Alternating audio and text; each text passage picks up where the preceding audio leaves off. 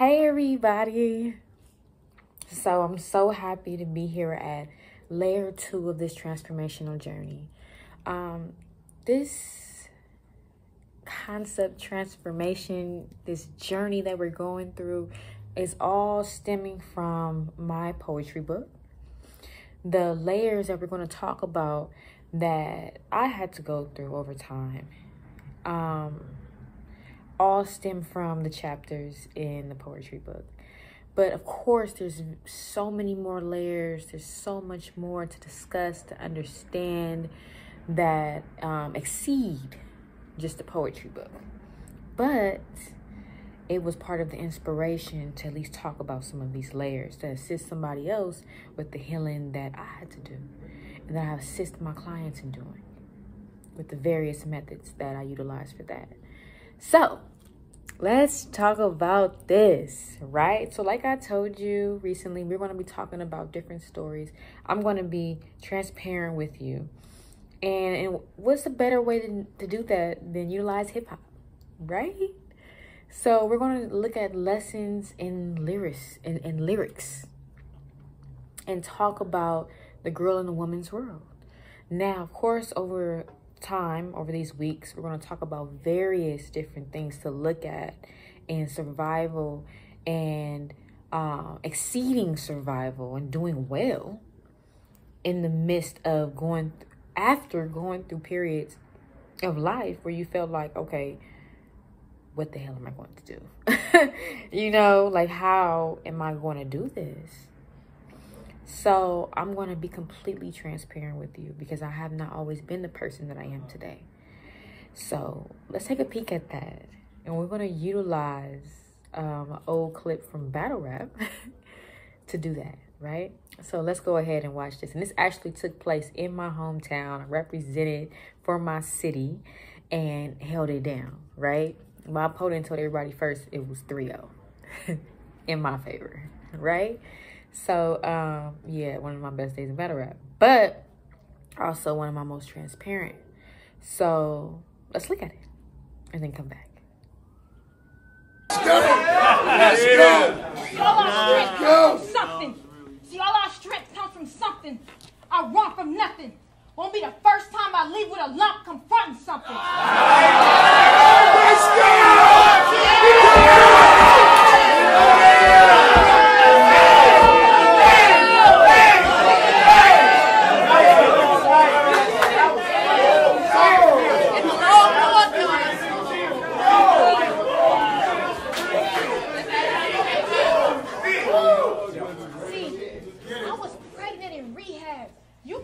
Nothing. Won't be the first time I pop E while sunning something.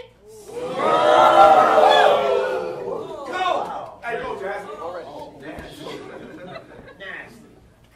See, you was single mother raised. I was single mother saved. So raising my baby saved me. And for some ladies, it gets crazy. They get to debating life taking, and some did. What saved me was raising a good kid. So when you talk that I grew up a screw up, they get to praising moms, what she did and she winning, it gets to digging.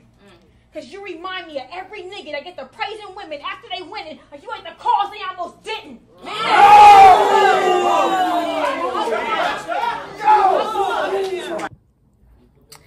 Okay. Yeah, I've come some way. So let's just get right into it. In the beginning of what I was saying, first off, my opponent's name is EK, so that's why I played off of the E when I said I was pregnant in rehab. You fucking nothing won't be the first time I pop E while sunning something. So basically, everybody had me losing this battle, first off, before I get into the message. Everybody had me losing this battle walking into it when I came out in my hometown 3-0, right? One of the best days of my life. So, but, so that was the energy of it. Like, I'm about to fight for something. I don't care if I lose. I've been through bigger fights in life. I found that I was pregnant in a drug rehabilitation program, which was true. Now, was I on drugs for a long time? And was it crack or heroin? No, it was during the ecstasy era. And I was a minor. And it just ended up happening like that. Was I just out in the streets loose and I just so happened to get pregnant by somebody? No, the person that I got pregnant by was somebody that I knew since the 6th grade. So, you know, not making excuses or saying anything is better than the other. But I'm just giving you my story and my background. The fact is, I found out that I was pregnant in a drug rehabilitation program, because I remember I went in and it was testing day. Like, they would test us every, like, you know, so often throughout the week. And I got tested, and first they said I diluted my test because I had been drinking a lot of water, just so happened. And they said I diluted my test, and I was like, mad. Oh no, before that, I took the pregnancy test just while I was in the bathroom. I did both at the same time. And I gave them theirs, and I was just like, you know, stay in the bathroom for a second because I didn't want to see, you know, you gotta wait a few minutes to see, you know, how things turn out. And my test came back positive. And I'm like, yo. And then the dude came back and said I gotta retake my test because I diluted it or something, because I had been drinking a lot of water. And I kind of utilized that as a reason to flip out and get out of the program, because I wasn't ready for my parents to know, and I didn't know the science behind taking these tests. I didn't know if they were going to find out or put it together, if the reason they thought it was so diluted was because I'm pregnant. I didn't know. I was a teenager. I didn't know. So I flipped out. I was like, I ain't diluting nothing. Y'all be fucked up. I ain't gotta be here. I did. Oh, no, this was right after my 18th birthday. Literally, like the next week. And I didn't have to be there anymore. So I was just like, I used it as like fuel. And I was just like, I'm out of here. Fuck this. I'm trying to do right. And y'all accusing me of stuff. It's just, oh, I just went in, right? And then left with a bang.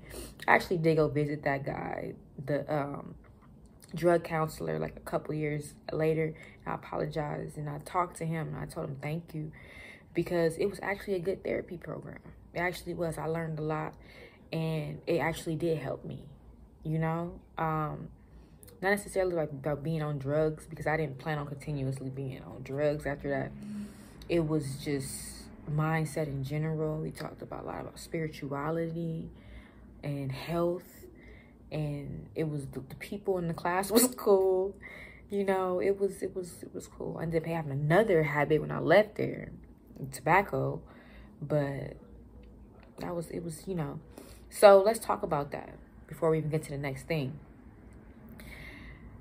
Finding that out and then going through the whole process of deciding that I was going to keep my child. Of course, I was scared because I didn't know how the ecstasy pills were going to affect my body. It had everything in there. When they did my test, when my parents took me to get me tested, everything came out. They came out talking about I'm on crack and meth and heroin and all of this stuff. And I'm like, okay, look, all right, this is honesty time. Like, you know, that's not even my test. Like, look, I did ecstasy. That's it. It ain't even on there. That's how you know it's not my test, right? I smoked some weed and did ecstasy. And so then the doctor was like, oh, okay, everybody calm down. You know, and he explained and gave us a long list of stuff that could be in ecstasy pills. And they admitted me. But anyway, that was a scare point, because it's like, okay, I'm deciding to have this child, but I don't know how this drug might have affected my child. So fast forward, I'm going to give you my methods and things that I did, because if there's any woman that's watching this that may have been under the influence during pregnancy, and you may be worried as well, I'm going to fast forward and tell you some situations of now, and then I'm going to tell you what I did during my pregnancy, okay? My son has been a scholar, yes, an honor student for the majority of his life. He has been on the advanced side of his age group For the majority of his life, he's very sharp, very on things. He's smarter than me half the time. He already is being contacted by colleges. He's only in the 10th grade and being invited to visit colleges and stuff like that. We haven't even done the searches ourselves yet. And he's being contacted because of his academic record. So he doesn't have any mental issues or any brain damage or anything that was caused by my adolescence and the time frame that I was that he was conceived. But what did I do to assist with that? I worked out every day.